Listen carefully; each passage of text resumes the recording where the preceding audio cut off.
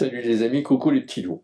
Alors, dans cette vidéo, c'est un dossier, les réglages. La dernière fois, je vous ai fait voir deux types de photos. Deux photos faites au smartphone, donc avec mon iPhone, et l'autre avec le Nikon Z6 II. Tout d'abord, une mise en garde. Avant de dire que l'on peut faire des photos au smartphone sans problème, il faut malgré tout régler son smartphone comme on le ferait avec son APM.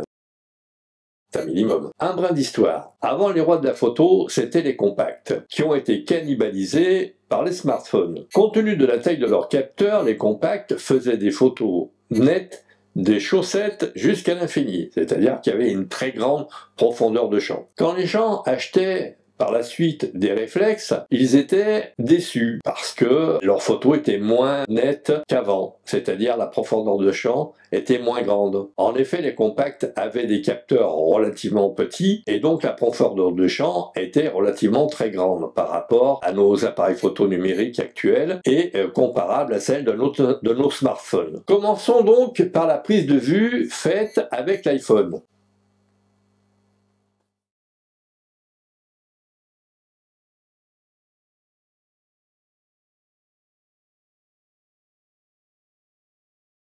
Pas question de faire des photos à l'emporte-pièce comme ça là. Donc en général les gamins ils mettent ça en hauteur.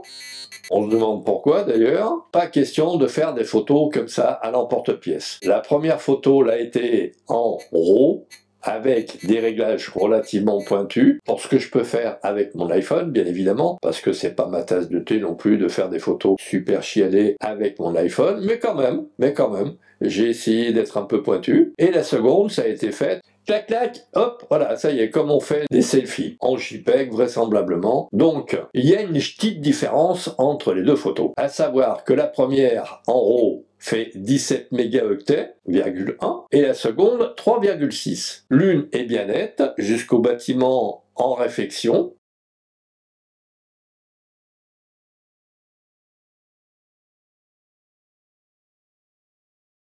qui se trouve tout derrière, et l'autre est un peu moins nette, tout en ayant une certaine netteté bien évidemment. Explication. La première image est de 17 mégaoctets, et donc elle présente plein de détails du fait de son poids. Elle est nette parce qu'elle a tout un tas d'infos que n'a pas la seconde. Mais elle a été faite avec des réglages un peu pointus, en RAW, entre autres. Et tout ce que j'ai pu tirer de meilleur de mon smartphone. Mais si on les regarde indépendamment, on pourrait dire, elles sont nettes toutes les deux, hein, alors qu'il n'en est rien. Une anecdote, pour vous expliquer un brin. Un de mes modèles, un jour, me dit, toi, c'est normal, tu fais de belles photos, parce que, vu ton matériel, je dis, de toute façon, je fais des belles photos aussi avec un smartphone. Hein. Je sors mon smartphone de la poche, elle me dit, attends. Elle me tend son smartphone, je fais une prise de vue avec, et elle me dit « Ah ouais, d'accord ». Elle fut beaucoup plus détendue par la suite. Elle avait compris que le matériel ne faisait pas tout dans la vie. Pour le prise de vue avec nos appareils photo numériques, il en va de même. Être en mode vert tout automatique nous permettra de faire de bonnes photos, mais bon, on peut tout aussi bien faire des prises de vue un peu plus personnelles.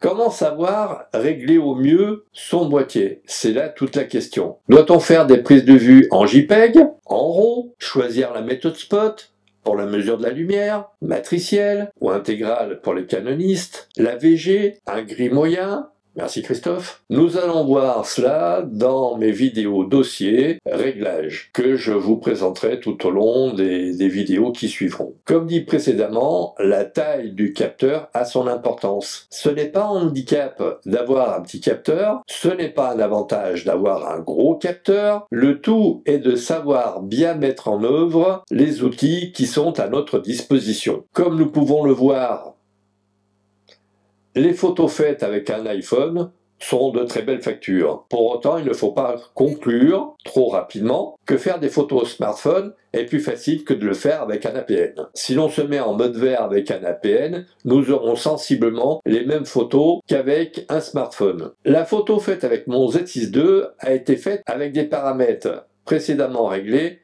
pour une autre série. D'où le fait que j'ai été surpris de faire une photo en mode vidéo. Je vous expliquerai ça dans dans une prochaine vidéo. Je n'irai pas plus loin dans cette vidéo parce que d'une manière générale, mes vidéos ne sont pas regardées plus de 5 minutes, sachant que les recommandations de YouTube sont de faire des vidéos qui ne durent pas plus de 5 minutes parce que celles-ci sont moins regardées. Donc voilà. Si vous souhaitez des vidéos un poil plus longues et un peu plus techniques, faites-le moi savoir sous la vidéo et j'essaierai de vous satisfaire. Sur ce, je vous dis à très vite dans une prochaine vidéo.